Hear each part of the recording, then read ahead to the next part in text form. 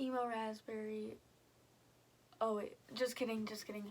I'm Peach Rift. They're both fruits. It's different now. Anyway, I'm Peach Rift. Welcome to my YouTube channel. Thank you for stumbling across me. As you can see, it's a little messy, but just ignore that. Anyway, so today, this is my first video, so I hope you guys enjoy it. And I probably won't wear this hat the whole time, but I'm kind of not liking my hair right now, so I'm just gonna keep it on anyway. But today we're gonna be talking about why the Panic at the Disco fandom sucks. And if you don't know what Panic at the Disco is, it's a band formed in 2004, started releasing music in 2005, but it's classified as rock on like Wikipedia or anything you look at, it's gonna be under rock. But all their albums are under alternative. You've probably heard at least one of their songs on the radio recently because they're getting big and blowing up now because they're pop. Another thing you could have heard recently is what's been happening at the shows. What a great segue. I literally wrote that in my script. Yeah, I literally wrote what a great segue. Anyway, okay, so the death walks. So during the concerts, the singer Brendan Urie and frontman, he will walk through the crowd and will hug and meet fans while he's singing. It's called the Death Walk. It's a super cool thing that Brendan loves to do, and he said he loves to do it all the time. But some people have taken it just a little too far. Not even a little, they've just taken it way too far. And during this show, someone kissed Brendan's neck, and at another show they ran his hand down his face, and there's been people saying that people have licked him. Brendan has addressed all this on his Twitch account, Brendan Urie, saying how uncomfortable it makes him feel, and it's rightfully so. Like if someone's kissing you or, you know, touching you during a show where you're walking through the crowd, you're gonna be just a little uncomfortable about it all. Then a news site talked about it, you know, like the YouTube ones where they're not really big news, but big enough that people will watch. Like, you know, a small news site. They talked about it, and the guy in the video basically said that this is what comes with the job, and that Brendan needs to be comfortable with it even if he doesn't think it's right. Then he also said that he didn't think it was okay. So basically he was contradicting himself the whole time by saying Brendan should be comfortable with it even if he thinks it's not okay, but it isn't okay to begin with, which doesn't really make any sense. And then in the video there was a guy and a girl both talking, and the girl said something that made a ton of sense. She said if it was a girl singer with a male in the audience, that it would be a bigger deal than it is when it's a guy singer and girls in the audience doing it. People are only thinking it's okay because he's a guy, but it's not. No one should be doing these things in general, no matter what the person is or why they're doing it. If you want to watch the video, it'll be linked in the description. Okay, so what's okay and what's not okay? What is okay is that you can hug him, he'll take pictures with you, you can take videos, he'll even sometimes like make stupid faces in the videos. You can take videos of just him walking by or take pictures of him walking by. And if people keep doing stupid things, they're going to stop doing the death walk altogether, which, you know, is going to ruin it for people who want to meet Brendan and for Brendan himself because he said he likes it so much. Zach, Brendan's bodyguard, who walks with him, usually behind him to make sure nobody does anything, sometimes in front of him, he talked about it on Twitter saying, if people keep trying to lick, kiss, or do weird, creepy during the death walk, we will for sure stop doing it. It's a fun thing he likes to do and enjoys being that close to you guys, but come on, have some respect. In parentheses, he said, it's called that because he's walking while singing DOAB, which is Death of a Bachelor.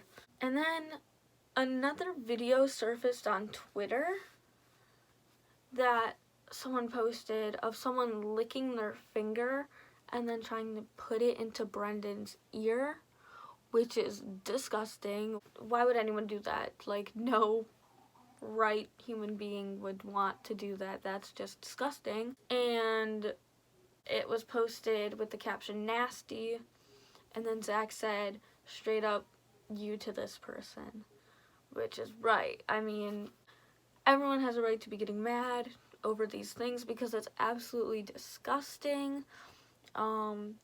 People shouldn't be doing these things to begin with. It's disgusting. And the point is, stop doing weird stuff. It's gonna ruin it for everybody else who is being respectful and who wants to meet Brendan, and it's gonna ruin it for Brendan because he loves to do it. So, yeah. Okay.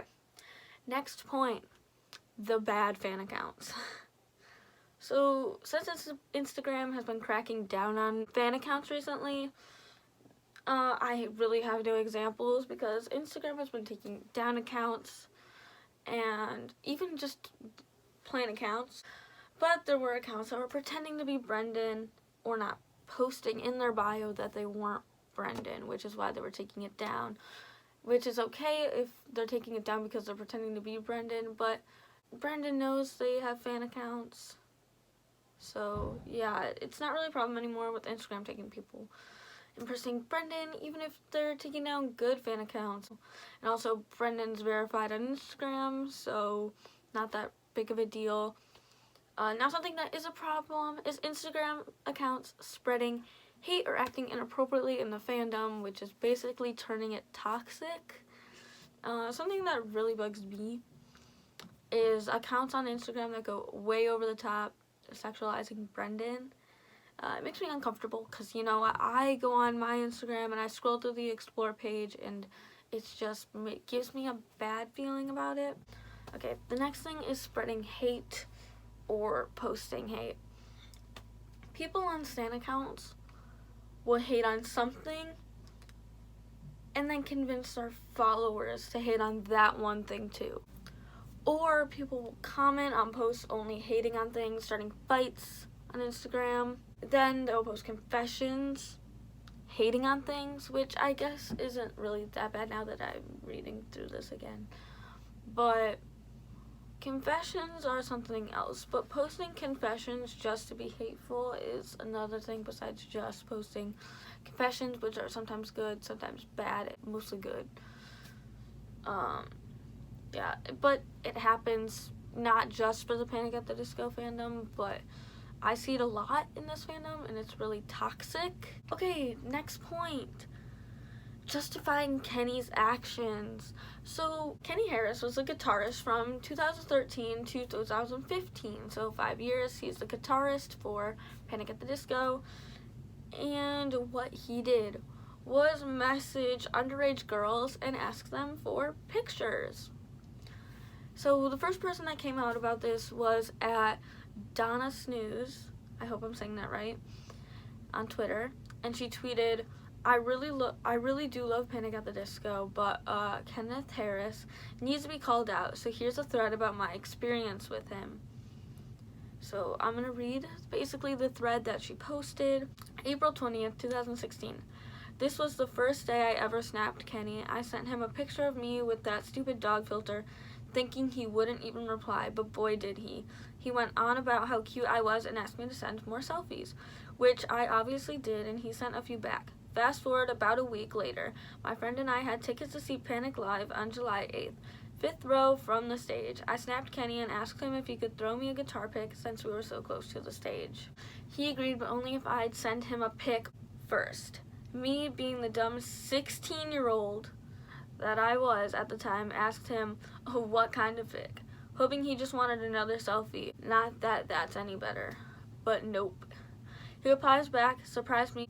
So my 16-year-old self decided to play along and go, if I send you a picture now, you'll forget about me by the time of the concert in July. To which he replied with, well, if you keep sending them, I won't, winky face. So I ended up agreeing, but always put it off whenever he'd ask. I wasn't gonna actually send him anything. There was no way. He would always ask for pics, but finally got bored, I guess. I would always make up excuses for why I couldn't send anything, and they were not believable whatsoever, but they shouldn't have to be. All in all, he stopped snapping me after he realized he wasn't going to get what he wanted. Before anyone comes at me for playing along, I had just turned 16. I was nervous. I didn't want to get him in trouble. A member of my favorite band was talking to me, and I didn't want him to regret it. If that makes any sense. Beyond. Anyway, if anyone has any questions, my DMs are open. It was all on Snap, so I don't have screenshots. I'm also pretty sure Kenny doesn't even use Snapchat anymore, so I'm hoping this at least counts for something. Now, there's so many girls coming out and saying he would talk to them and ask for pictures after they sent one for fun, just to see if he would respond. So, like, basically, fans, if they get, like, Snapchats of their favorite idols, they'll like send pictures or send drawings or fan art or something just to see if they would get noticed, just, you know, for fun, out of fun. And then Kenny would snap them back asking for more pictures after. But most girls would play along because, oh my god, it's our idol, it's just pictures. If I need to tell you why that's bad, there's really something wrong with you, because he asked underage girls for pictures and screenshotted them. If I have to explain why it's bad, you're an awful person and you can just leave. Now, of course, people did not think this okay, and Panic at the Disco tweeted, touring musician Kenny Harris will no longer be performing with us because of a personal matter. So everyone was basically saying that's good, he should be kicked out. Some people were a little confused, but once they heard like the full story, they were like, yes, he should be gone, he shouldn't be in there. Props to Brendan. Personally, I think that kicking Kenny from the band was a good move, but some people think it was a bad choice and that he should have stayed in the band. The reasonings are that his Snapchat was hacked, or that all the messages were fake, which is a stupid thing to say. Why would you fake messages if they're like your idol and your favorite band? It doesn't make any sense at all. Someone on Reddit posted, unless he admitted to stalking on the underage girls in the band, I don't think he should have been kicked out. It's still iffy whether or not it's legit. Yeah, let's just keep this guy in our band that was asking underage girls for pics and who have proof, like, because even the girl who was on Snapchat, like the one I just read, that one blew up, and she ended up showing that she had Kenny on Snapchat and that they were texting, and the text message was open and read. So, yeah. And other girls had screenshots of Kenny typing. So, yeah. Okay, I'm going to stop this topic right now because it gets me a little heated. Let's get into our next topic. Hating on new band members. Okay. So I had a huge thing in my pre-script about this, but then when I wrote my actual script, I didn't want to keep it all in, and I don't want to go into it all, but because, you know, people shouldn't be hating on new band members, and it's not that hard of a concept to get, but I'm gonna just talk about it for a minute, and I'm just gonna say that people need to be nice and quit hating on someone that took someone's place in the band that left 8 years ago. Because they're gone. It doesn't matter anymore. Even if someone takes a place of your favorite band member, that band member is going on to do better things, and you can always go see them and not hate on this person. So yeah, that's all I'm gonna say. The next topic is over-the-top shipping and harassing Sarah. So I'm gonna address the shipping first. With this, I'm not saying you can't ship people, because I ship people, of course. I have a Wattpad account, and you can ship whoever you want. But a lot of people go way over the limit. Like, people need to stop commenting on people's Instagram accounts about that ship. For example, by commenting about shipping on Brendan and Ryan's Instagram posts, you're pushing them farther apart and preventing them from ever having a friendship. I saw something on Tumblr about that too. Like, the more you push the ship on them, the farther apart they're gonna get, because they literally live almost in the same area. So it's just pushing them even more apart. People also need to stop telling other people that their ships are bad. People get into fights about how people can't ship Bralin, which is Brendan Urie and Dallin Weeks, and Ryden is the only ship, which is Ryan Ross and Brendan Urie. And it gets really annoying because that is what really gets the fandom to be toxic. That is how the fandom gets to be super toxic. Because people are arguing over what you can ship and what you can't ship. And it gets really annoying about it. Because it's just a stupid argument. It's a stupid ship. Leave it alone. People can ship whoever they want to. Now, fan fictions. Wattpad is home to fan fictions. Some good and some bad. Usually, fan fictions are fine. And most musicians don't care. I mean, most artists don't care. I write fan fiction and read fan fiction. From what I recall, Brendan hasn't said anything about fan fiction, but he doesn't mind things like it because he enjoys what fans create because he's an artist. He wants to appreciate what his fans can do. Now, bad fan fictions would be stuff like smut. If you write a ship book, hey, that's cool and everything. Good for you. But if you write an entire smut book over, let's say, Brendan, delete your account. I'm sorry, delete it. Smut is okay with your own characters, but smut about real people is not. Okay, now on to the Sarah stuff.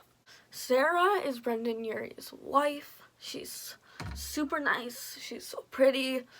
Here's a picture of her. One thing Sarah haters bring up is that she doesn't have a job and that she's a gold digger. So with one quick Google search, we can see that Brendan Urie has an estimated net worth of $10 million, which is a lot of money.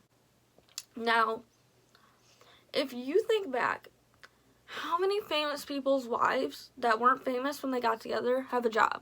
There's no point. If they're famous and they make a lot of money, do they really need a job?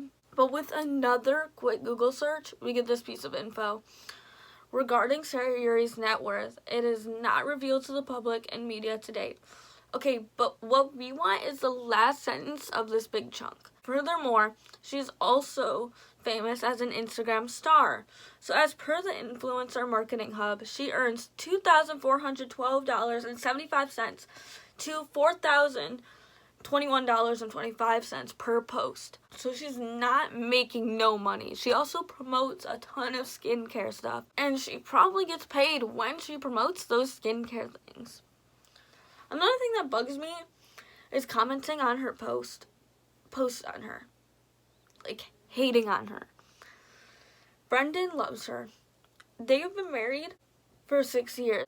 If you really stand Brendan, you would respect Sarah and stop hating on her. It just really bugs me when they say they love this person and they go after who they love and stuff.